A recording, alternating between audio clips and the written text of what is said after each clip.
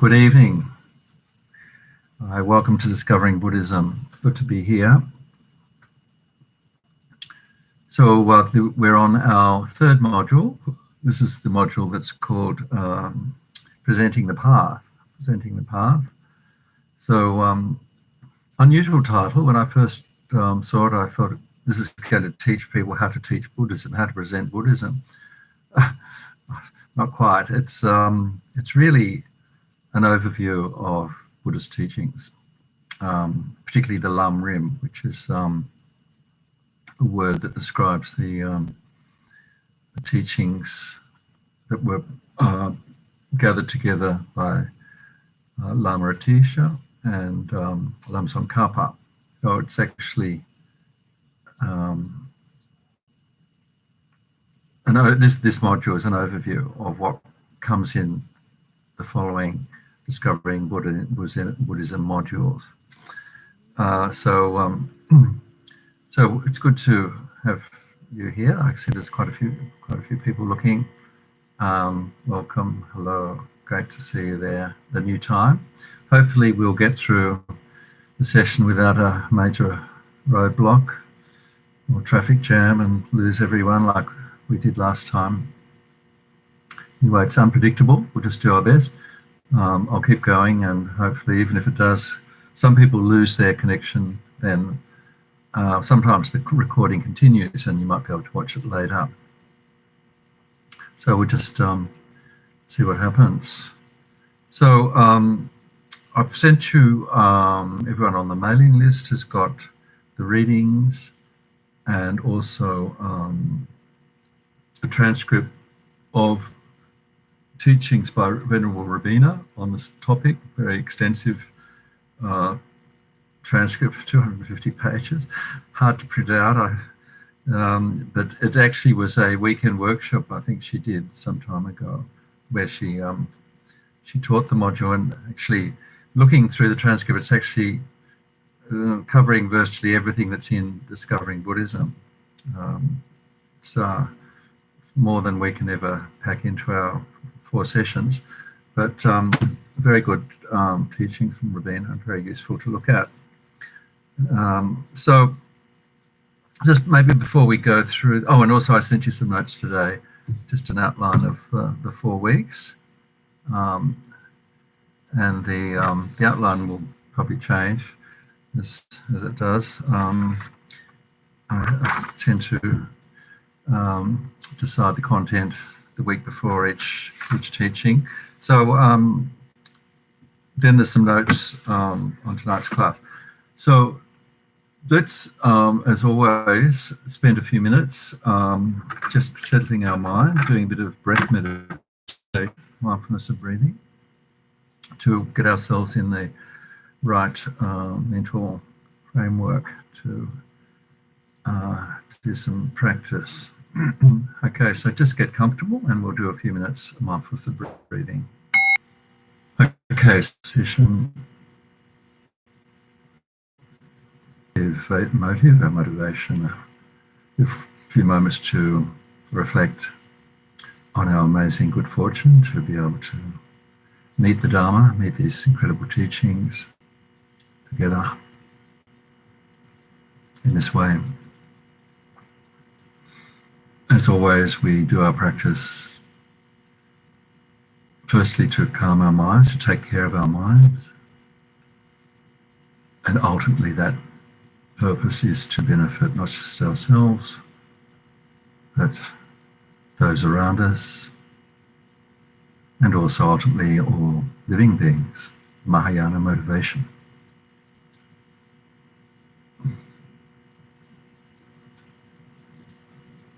So just now, bringing our awareness into the body, checking our balance. Are we evenly placed on our chair cushion?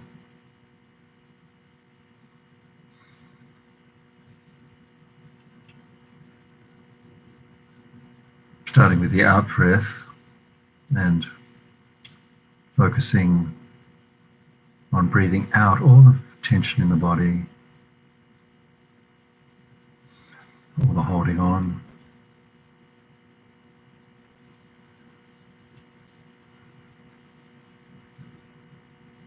upper body, the shoulders, the neck.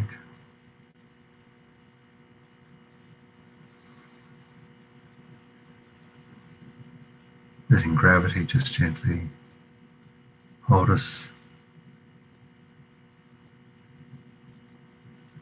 surrendering ourselves to the earth.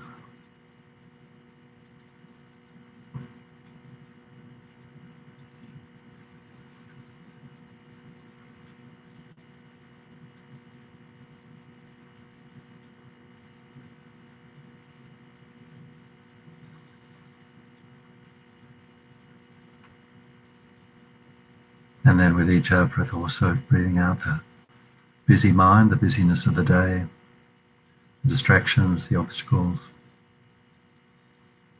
letting them go.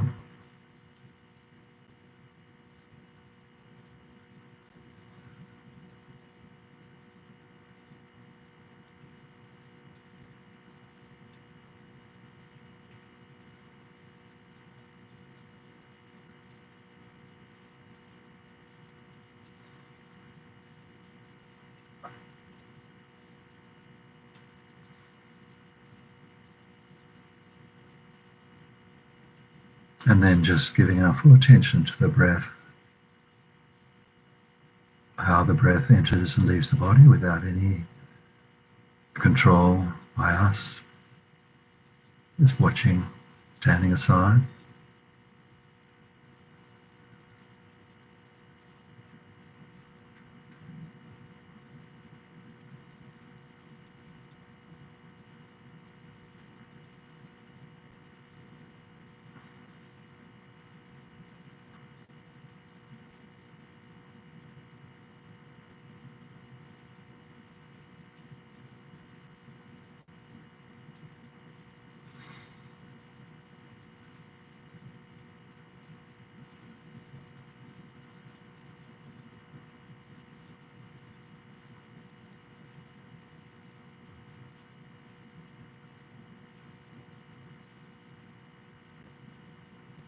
Part of the mind always just being on the lookout to see how we're going. Are we on the breath? Have we wandered? And when we've wandered, we watch, we notice. That's good, we notice we wandered, and we let it go. Let go of that distraction. Patiently come back to the breath.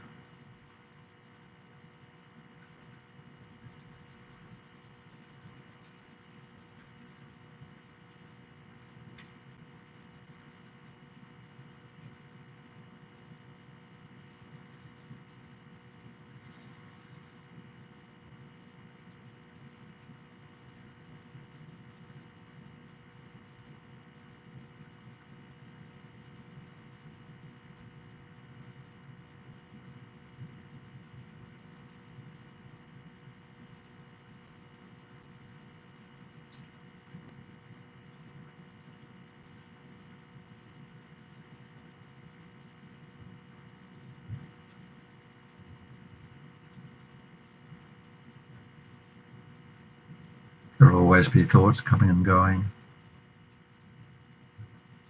but we don't follow them, we just watch, let them pass through the mind,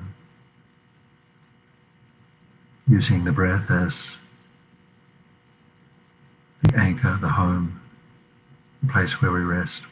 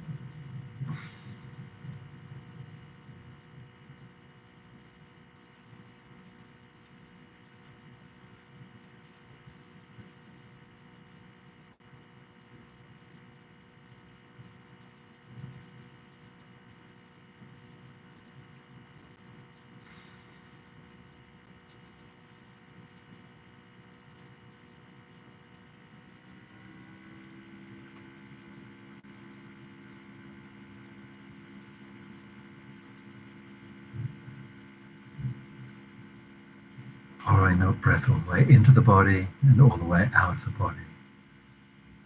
Staying with that.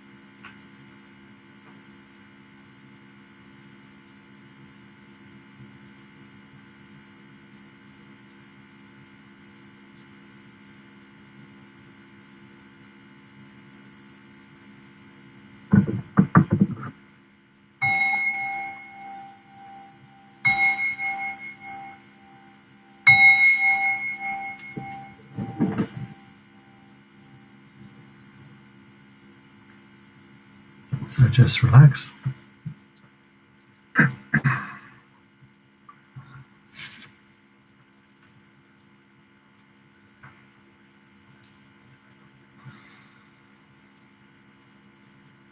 So don't forget, if there's any problem with the transmission, the broadcast, good to just make a note so I can be aware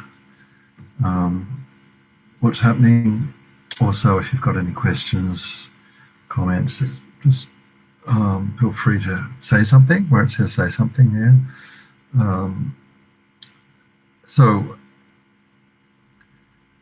So as I said, this module, Presenting the Path, it's like a bird's eye view, an aerial view of Buddhism, and looking at the suggested, the DB handout for the teacher, they suggest so many different ways of approaching it.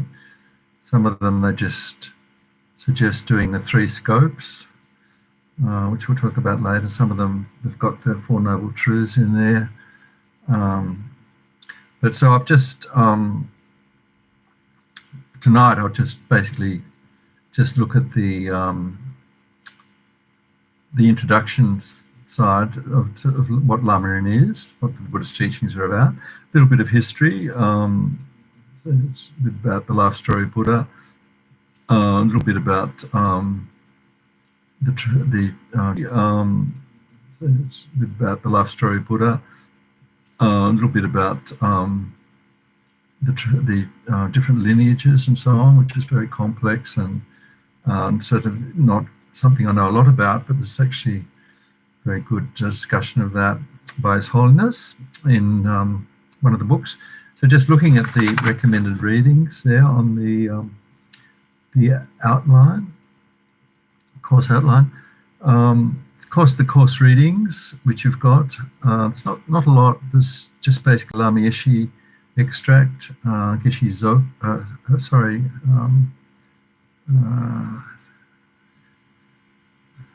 I think Lama's Opus got an extract there as well.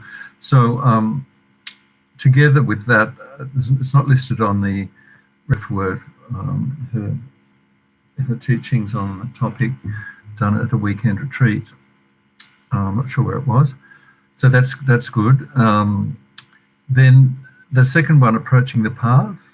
This is the first of the 4 books recently coming out, edited by Thupten Chodron, the nun, by His Holiness the Dalai Lama, very of the different lineages.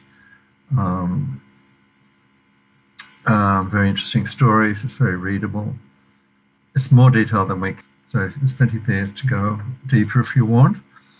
That other one, Open Heart, Clear Mind, also by Thupten Chodron. This is one that Waichong put in, because Waichong compiled much of the materials for this when he was teaching it. So this is a book I read a long time ago. I've got it, but I haven't had time to look at it again. But Waichong says it's very good for relating to current, our modern Western sort of situation. So that's that one, Practicing the Path.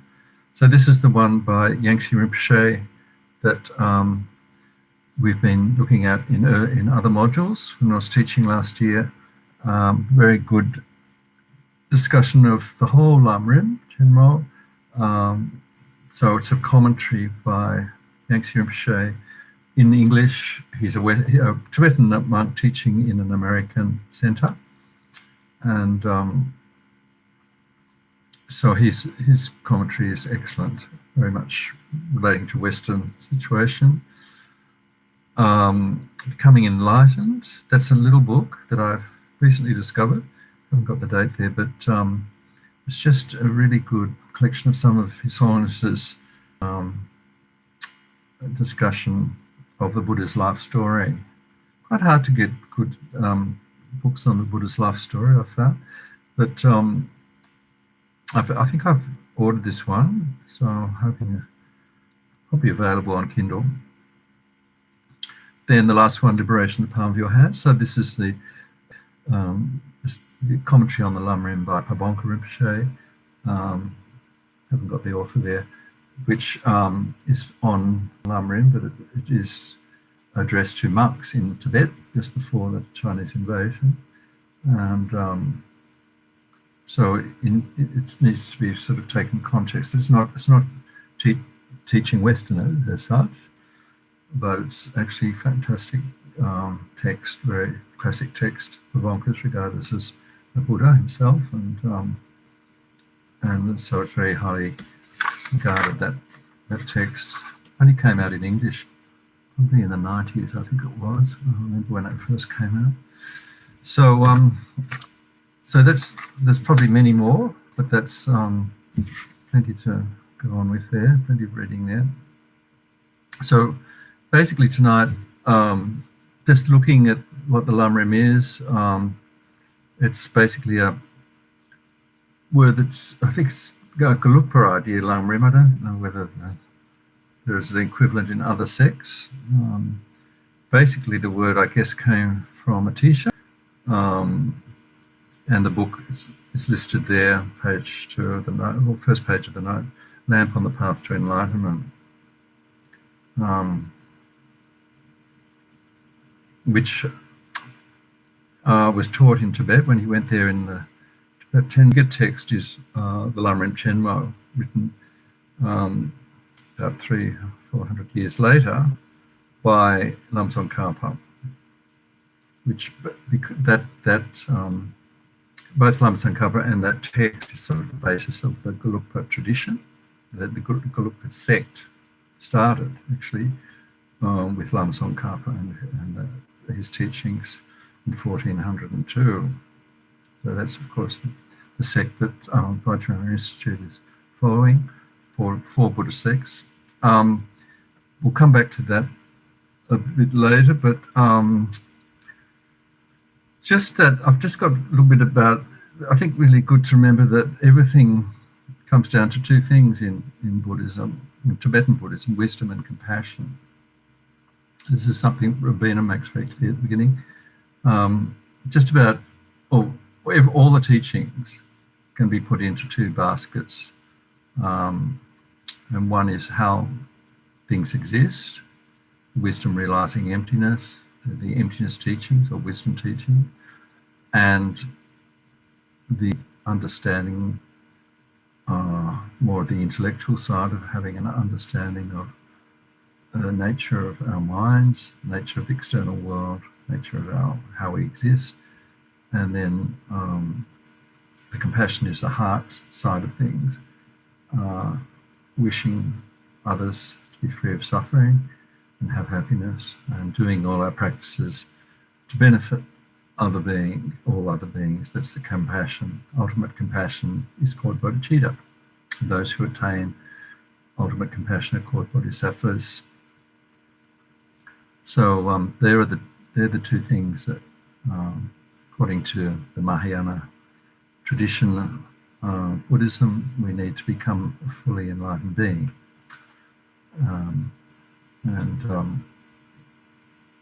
So that's something that I've got a little reference there to His Holiness in Becoming Enlightened, that book, Becoming Enlightened. So it's good to, if with all the teachings on Lamrim and so on, the sort of overall essence of Buddhism is it's either a compassion or a wisdom teaching. And even in the wisdom teaching, there's compassion teachings. And in the compassion teachings, there are wisdom teachings. They're not watertight. And that they're two things that we develop gradually with both of these wings at the same time, even though some texts will concentrate more on wisdom or more on compassion. So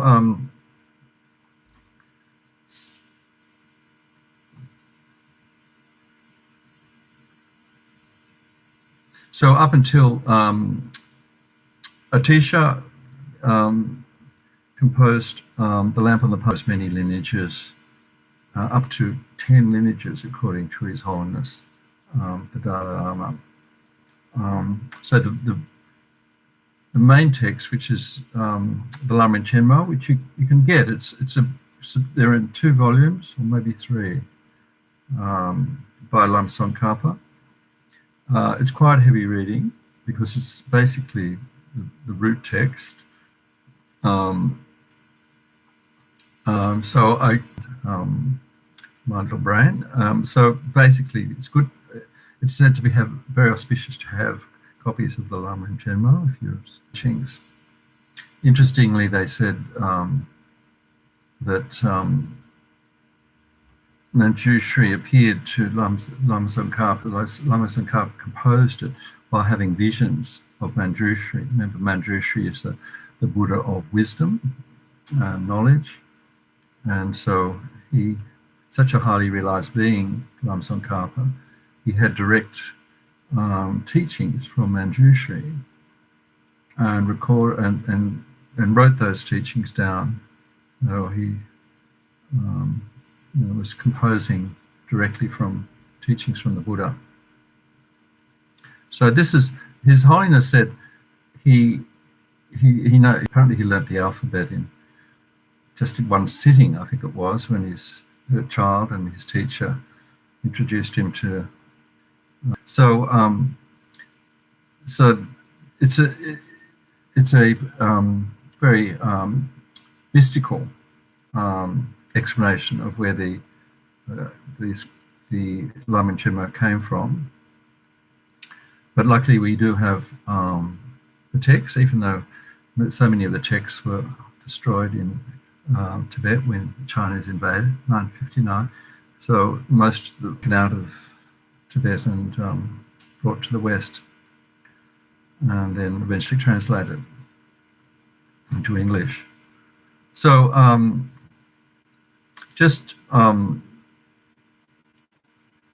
also just a little bit about the tools for practicing absorbing. So this is attending teachings, reading books. listening to teachings, either live or recorded. So that means thinking over what's being said, because we're told definitely don't take things just because there's wisdom, inner wisdom. Check very carefully. Think about it. Does it make sense? Does it fit in with other things we've learned? So I'm just noticing that there is problems. Bad conditions, good conditions can change, as they have almost overnight with this pandemic. So the circumstances around us are a good opportunity to do analytical meditation, which might be something that we just, while we're sitting on the bus or reading the newspaper, we can actually use that active reflecting, putting the teachings that we've understood so far, applying them to what's happening in the environment and so on. So meditating is the in more formal sense, it's using the mind to settle on one thing. This is the stabilizing meditation, and ultimately attaining insight, using the stable mind to actually focus on how things exist, the wisdom realizing emptiness, it's sometimes called. So then this good analogy about the pot, our mind is the pot, and so it's said that when we're listening or studying teachings, it's good to have a pot that is, first of all, not upside down. Upside down, of course, no food, no delicious food can go in because it's closed. So this is the mind that is closed, not open to new ideas, is not going to be able to receive the quite radical teachings of Buddhism. So we need to have the pot upright, ready to receive, open to new ideas, but also some sort of critical analysis of what's coming in. The other thing is that it's not leaking, so there's no holes in the pot. So that means that there is some ability to retain things. That's that talking about memory, but also talking about the mind that is not distracted, not completely distracted by either the external world, physical pressures and so on, but can focus and take in the teachings without leaking. And the dirty pot is the one that has perhaps either wrong motivation, so perhaps someone listening to the teachings, the idea that they're going to become a great teacher and make lots of money and become admired and revered by everybody, receiving fame and fortune. That would be a wrong motivation, a dirty pot. Or it could also be the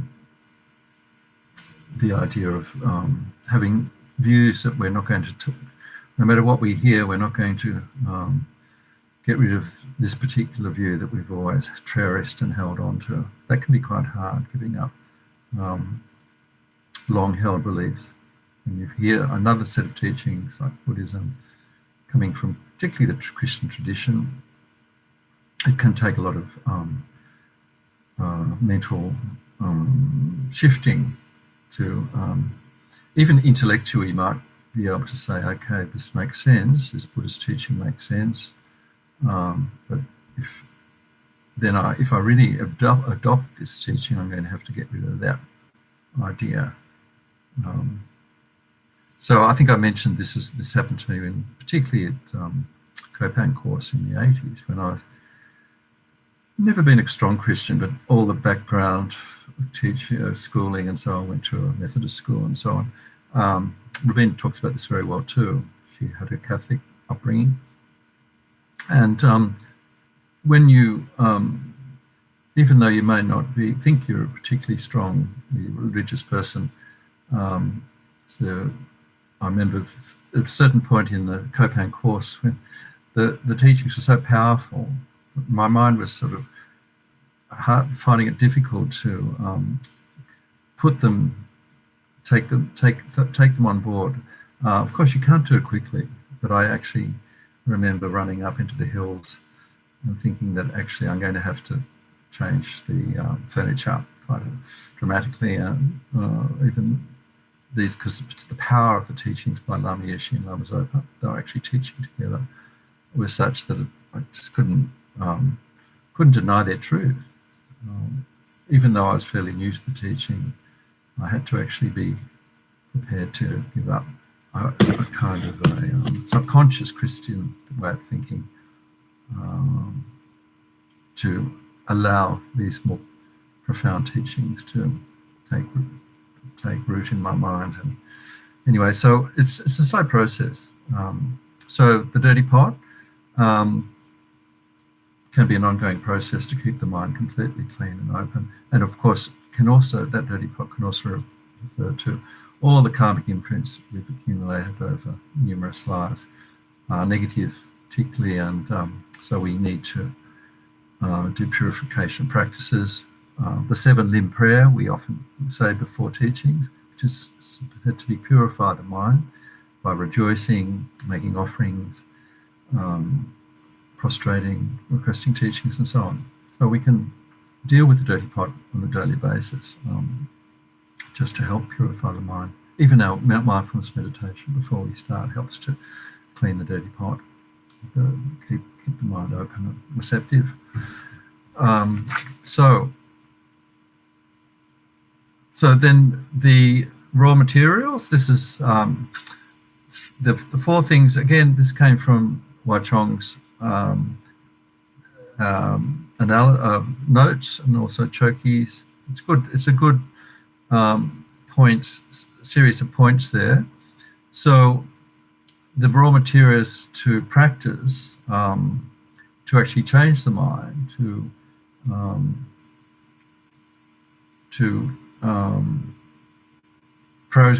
make progress on the path. The graduated path is basically what the Lamrim translates as the graduated path to enlightenment, step-by-step path. So we need the seed, which is our Buddha nature. So we've talked about this many times. Wonderful idea in Buddhism that all sentient beings, from the tiniest insects to every kind of being that has a mind, and there are many beings, ones we can see are probably the animal realms and the human realms, but there are other realms as well, like the hell realms, spirit realms, and so on. So all these beings have minds and have Buddha nature. So this is Buddha nature. As Rabina says, it's not as if you have a little Buddha sitting, waiting to pop out with the right. Just as she gives the example of a seed of a tree, like an acorn. There's not a little oak tree actually sitting in the acorn, the seed, but there's actually all those. I think there's a chemical construction there that's ready to become an oak tree in the right conditions. So it's like we have the Buddha potential to become Buddha, but we're not just sort of unwrapping a Buddha that's already putting the Buddha nature seed into the ground and putting the right conditions around it to make it grow. So the precious soil, the soil and the nutrients, number 2, is our precious human life. So without the human life, we're not able to practice. So without the human life, we're not able to practice. We're told that we're so lucky. We're going to do we can't study. We can just look. The best example is animals who basically have obfuscated by pleasure, sensory pleasures, and even else get some psychological help. So the Buddha who's actually telling us this is what we can do, become Buddha. This is actually what Buddha did. He was not Buddha, he was human, and he was probably in all the other types of sentient beings at one stage, and then by practice, over many, many lifetimes, he became fully enlightened Buddha. Shakyamuni Buddha brought the teachings to earth, which we are now have the opportunity to look at and study and practice. So So what is it that we're trying to do? And so this idea of Buddhahood, it's actually not that different from the idea of the omniscience. I mean, it's not the same as being God, because God the Creator is absent in Buddhist teachings. There's no. It's not just said this is. We need to sort of analyze and think: is it possible for something to be created out of nothing? And so, Buddhahood is said to the Buddha. The mind of the Buddha has this extraordinary ability to comprehend, and the literal translation is said of omniscience is accurate cognition. So this is what Buddha says in her teaching. I'm not sure what the Sanskrit word is for omniscience, but she says more accurate translation is accurate cognition, accurately knowing the nature of all phenomena. So this is not just the physical world, but it's also the minds of all beings, the minds of all sentient beings, which means that Buddha can see each sentient being's mind, including all its past lives, and each sentient being's negativities, and what each sentient being needs to become enlightened, what the best practices are, because each sentient being's mind is different. So this is the incredible value of having become enlightened, to be able to actually see what is needed for each sentient being to progress, becoming a fully enlightened being. So this great knowledge, accurate cognition, combined with compassion, unlimited compassion. So not one single sentient being is left out of the Buddha's compassionate mind, unconditional compassion. Seeing all the existence of all sentient beings and having compassionate attitude to every one without leaving out one single one. But this is the this helps. I remember when I was very scared when I met Lama Yeshe, because he was the first Lama I've ever, actually Tibetan Lama, that I've ever had a one-to-one meeting with. Just being in the room with Lama Yeshe, probably only for 5 or 10 minutes, at Chenrezig when he was teaching, and I decided to go up and have a look, check him out. So just even though for me, if somebody who can actually, I was thinking, if this is true that enlightened beings or highly realized beings have clairvoyance, and he can see all my faults, how awful, I'm completely vulnerable. But the thought, and I could see this incredible compassion there, that they could never use that ability, that incredible clairvoyance, in a destructive way that could harm us or harm me. So that actually helped overcome any fear I had of meeting a great being like Lama Yeshe. Of course, I was quite naive and didn't know much about Buddhahood or teachings or anything. That's helped by my ignorance, helped to have the nerve to go and ask for a quick meeting. I had really no questions, but the encounter probably changed my life forever, and I actually realised the unbelievable depth of knowledge, compassion, wisdom embodied in a single human being was this right there in that room. That was an extraordinary feeling, and I can never forget it. So that helps if you can have that that sort of encounter. But the other thing is that the difference. There's no concept of God the Creator or Buddha the Creator who created anything. Our mind is the creator. This is basically the teachings of Buddha. The mind is the creator of all our suffering and all our unhappiness. The mind is the creator of all our joy, happiness, and wisdom. So that's really, the mind is the heaven and hell. The mind is God and Buddha all in one. It's the potential there. So there's the other thing that is different from Christianity is the idea of all-powerfulness. I think in Christianity there's a belief that God is all good, God is all powerful, and yet evil exists. So this is the problem of evil in Christian philosophy. Whereas the Buddha's teachings say that there's, Buddha cannot enlighten us. He doesn't have the power to take away our sins or to transplant his realizations into our mind. Otherwise, we would have been all Buddhas, made into Buddhas already. So it's just the power to give us the power to give us the key to becoming liberated, to overcome our negatives and overcome our situation. So that's what's there.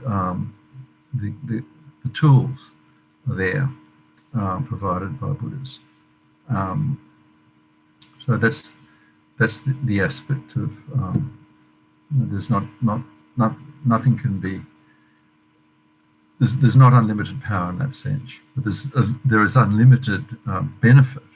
The Buddha's always there. Remember the teachings that, like Lamrim Sangha, when he was trying to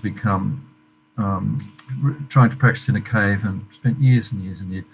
Finally, he did actually see the Buddha when he was taking pity on a poor dog that was dying in the street, and he was trying to lick the maggots out of the dog's wound, and then the Buddha appeared. So the Buddha said, I've always been here, but it's only because your mind is so filled with compassion that you could see me. So the Buddha's always there.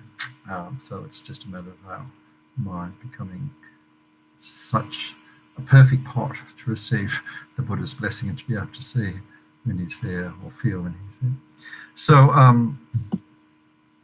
So just looking at the time, where are we? Moving on. Yes. So I want to leave some time to do the perfect human rebirth, appreciating our human life at the end. We need about 10 or 15, maybe at least 15 minutes for that. So just a quick look at the life story of the Buddha. It's probably the best summary I found just in what I've been studying the topic in the last week or so, is His Holiness's outline in approaching the path. So I've just sort of summarised in point form there some of the points that His Holiness made. When he was a prince in the Shakya class, so he was heir to the throne, the king. This is in an area in Lumbini, which is now in Nepal, Lumbini, but it was in India when Shakyamuni Buddha was born, about 5 BCE. So even the date is quite uncertain if you read different commentaries and texts, but it just seems to be around about 500 BC. But it seems to be the most popular date of the Buddha's birth.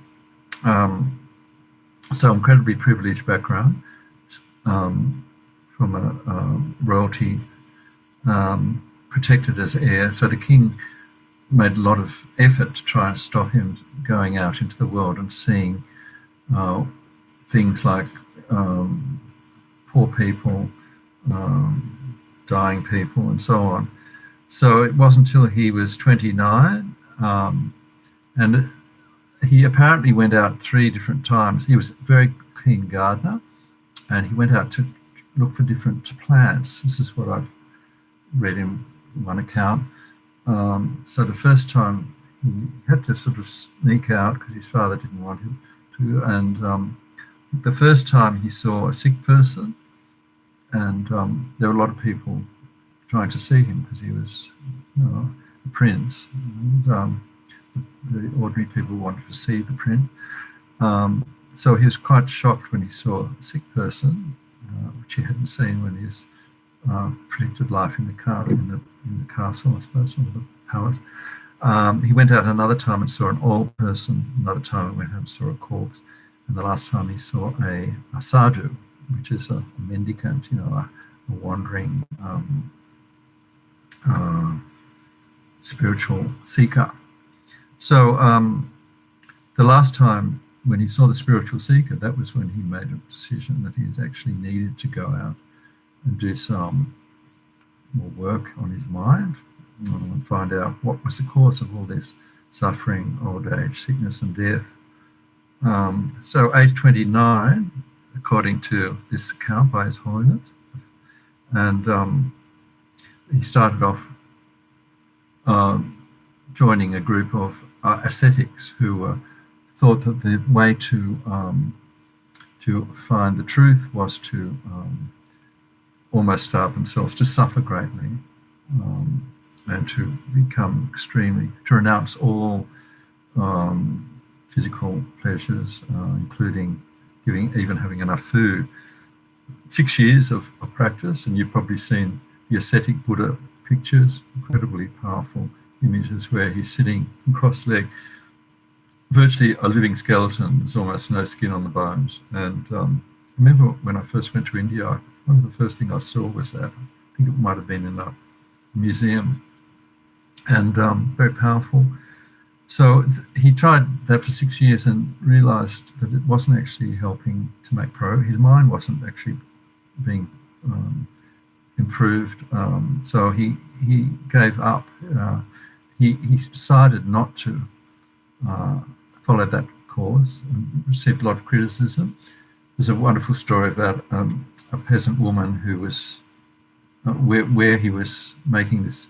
He was doing some practice and looking that he was almost dying, and she offered him, I think it was rice and milk, which is what we have when we've done if we've done any fasting, and such as a retreat. The first thing we eat is rice milk, cooked rice with some milk, and that's coming way back to that historical moment when the farm maid gave him this food, and he actually ate the food, and he realised that his practice could be improved by having his body in a healthy condition, not a condition that he was in. So he chose the middle way. That's where instead of completely abusing the body, he would look after the body and use that as a vehicle to actually train the mind. So this is the soil and the nutrients, the precious human life needs to be looked after. But then at 35, he became fully enlightened under the Bodhi tree. And the traditional teachings say it wasn't actually then, but he became enlightened. It was actually, there's two versions. He became enlightened under the Bodhi tree, but all the practice he'd done in past lives led him to that. It wasn't just the practice he did in the life as the Siddhartha, the prince, but these wonderful stories called the Chikita tales, which are tales of his past life. Past lives give accounts of how he slowly, in various different forms, he was even in the hell realm in one stage.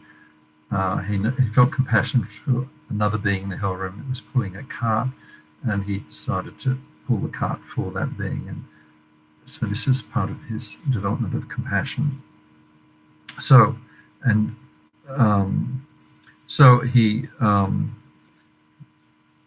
rather than the other version is that he actually came to Earth as an enlightened being and went through the appearance of becoming enlightened by trying asceticism and so on. So there seems to be different traditions, different teachings on that. Anyway, he spent 45 years teaching after becoming enlightened in Bodh Gaya, and all those teachings is what we're able to practice and have access to now. So so those teachings weren't all recorded and written down and put on YouTube, and so the first few hundred years, the teachings were just memorized, and just looking down, there was no actual writing until the 1st century in Sri Lanka, when the Sri Lankans decided to put some of the written, oral transmitted teachings into written form, particularly because they were worried with a great drought in Sri Lanka, that the monks could die out and there could be no transmission of the teachings. So they started putting them in written form. So that was the traditional presentation. So there was a Buddhist council soon after the Buddha passed away, where there were 500 arhats that agreed to verbally remember what these discourses were. Some of them were assigned different discourses to remember and transmit. So this oral transmission happened for many centuries until the first written teachings were made in Sri Lanka in that first century. So the other interesting thing is, if from His Holiness's discussion in that book, Approaching the Path, he said that there's some texts they've found just fairly recently in Afghanistan and that area that seem to have been written before these first teachings in Sri Lanka. So just a few hundred years after Buddha passed away, some of these texts have been dated, found in caves in that area around Afghanistan. Interesting. So, traditionally the Pali Canon is said to be the first, the original Buddhist teachings, and basically the Theravada tradition adopts that Pali Canon as the original teachings of the Buddha. But he says with these teachings that were discovered in Asia, this belief that the Pali Canon was the first original written form of teachings seems to be questioned. Another interesting idea was he said that the word Theravada doesn't seem to have been used until very recently. He said it could be first to have been used in the 20th century when English scholars were researching teachings in Sri Lanka, and they misinterpreted some of the meanings of some of the texts. Interesting. So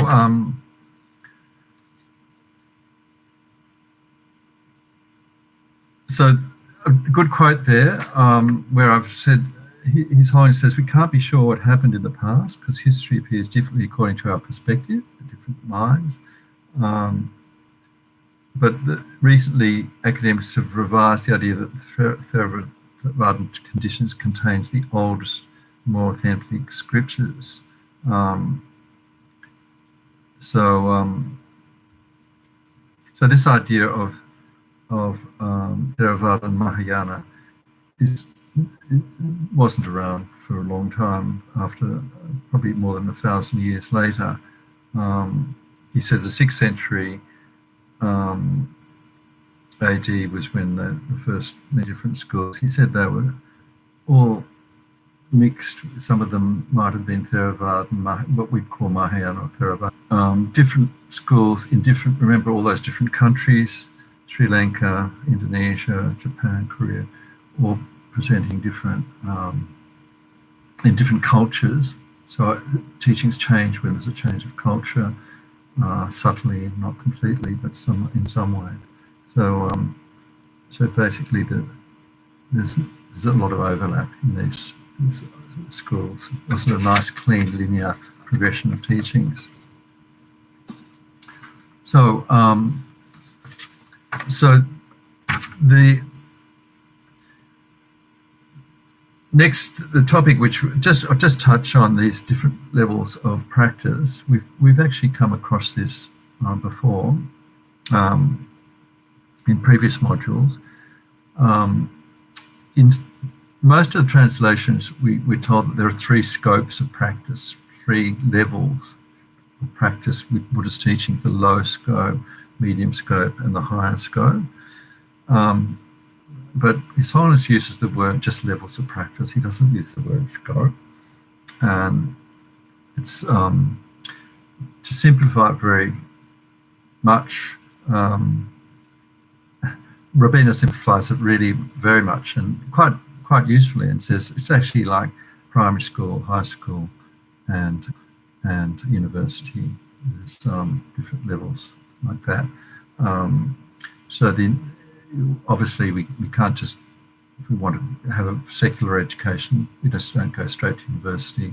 We need to learn to read and write, go to primary school, progress, graduate from primary, go through the high school, then go into a specialised area and go to university. So in a similar way,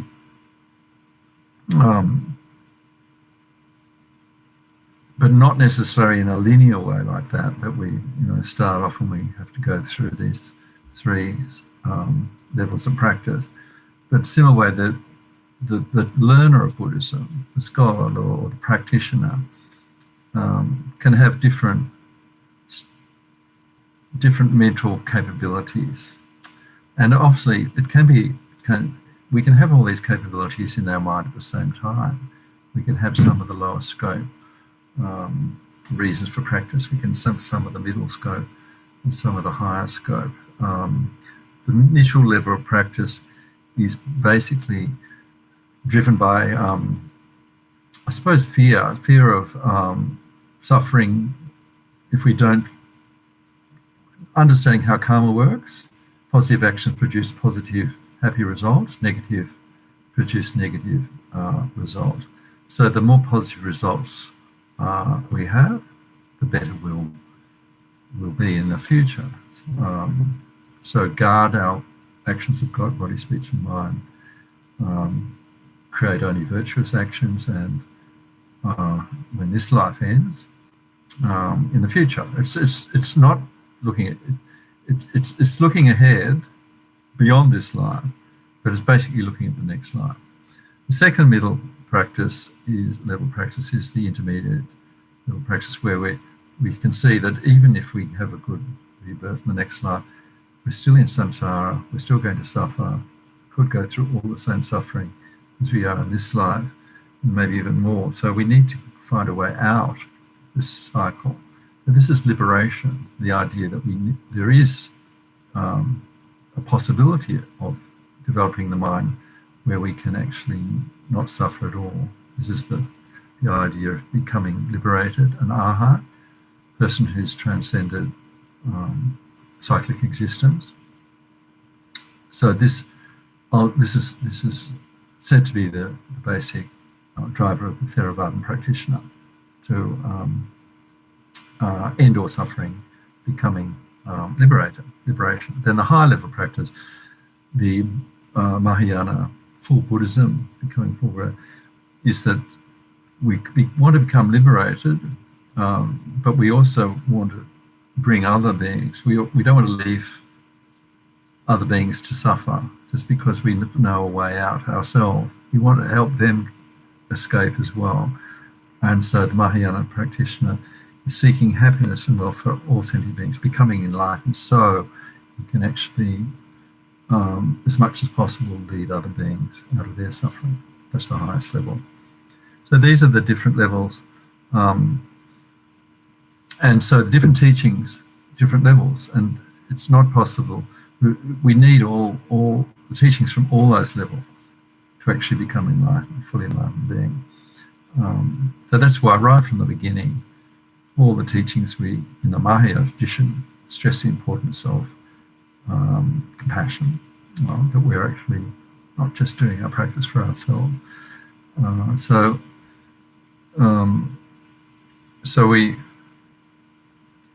this is the more subtle aspect.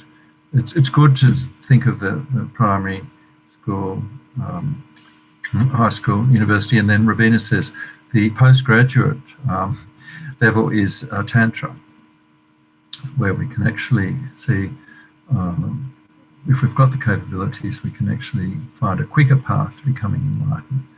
If we've got the tools of Tantra and get initiations and so on. So we're going to sort of. I was just looking at Yankee Rinpoche's book on, commentary on the Lamrim. His whole book, the whole book, is just really divided up into initial level, middle level, and higher level practice. That's all his teachings on the Lamrim are presented in that way. So that's one way of looking at the Lamrim. There's other ways as well where we can look at the Four Noble Truths. The Four Noble Truths are usually presented in the initial level of practice.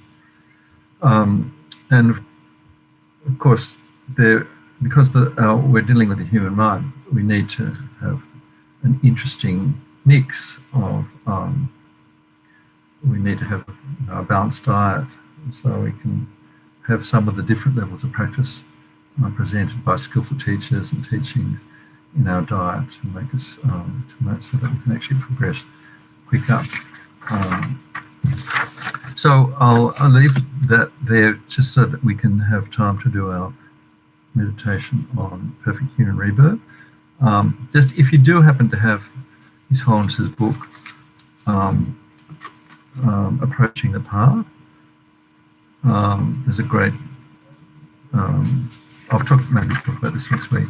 There's a good, page 174, there's actually a good diagram there showing the three levels, initial, middle and advanced, and what the aim is, what the teachings you need to have to complete the aim, and what you realise, what your motivation is, and what you realise. And so, just for example, the initial practitioner wants a fortunate rebirth, so he needs to practice pacifying harmful thoughts, words and actions. Avoid the 10 non-virtues, and he takes refuge in the Buddha, Dharma and Sangha and observes the law of karma, cause and effect. Okay, so that's, then there's different progressions for each of the three different levels. We'll have a look at that in a bit more detail next week. So let's just now, because really the basis of the Lamrim to help us get started is just thinking about our human life and how incredibly rare it is that we've got it. So this meditation, which is fully explained in How to Meditate by Kathleen McDonald, and also I think it's in Ramina's teaching somewhere as well. So first, it has different positive results. First of all, it helps us to overcome any sort of feeling of self-pity, self-doubt that we can't become enlightened. It's just too big a chore, too big a project, because it reminds how incredibly rare and wonderful it is that we are born human, how it may not happen again for a long time. And then it also helps us to realise that we need to use our time wisely, because this little bubble of human body can burst at any time, end at any time. So we start off with the human body, think complete a little bit of thought about different realms that we could have been born into, far more likely to be born into lower realms than the human realm, because it's just a tiny fraction of the number of sentient beings are born human. Then we look at their circumstances, where we're born, access to teachings, and our mind, that we have some interest in the teachings and so on. So we actually take the point and then we rest our mind on that point. We allow it to soak into our consciousness, take it on board, and integrate it into our way of thinking. Okay, so we're just coming now into our mindfulness practice, just coming into the breath for a few moments to settle our mind.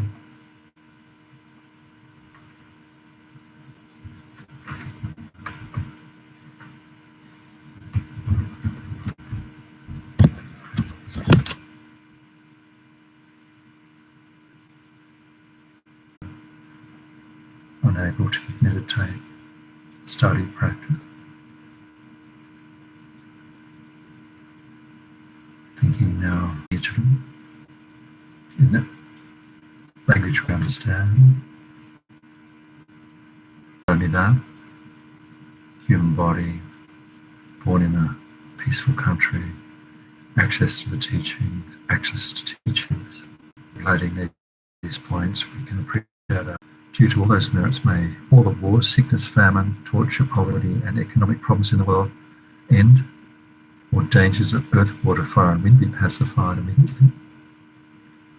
May perfect peace and happiness prevail in everyone's hearts and lives. May the Buddha Dharma last for a long time, and may sentient beings in this world meet the Buddha Dharma and achieve enlightenment as quickly as possible. Dedicating to that.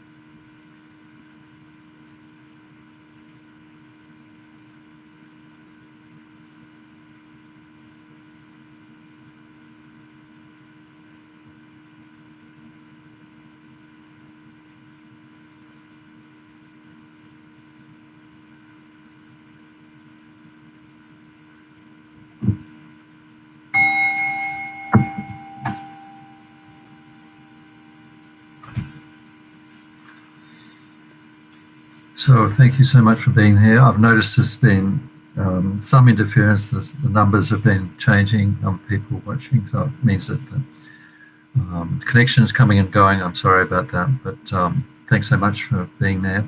Hope to see you next week, and have a good week, a healthy, safe week.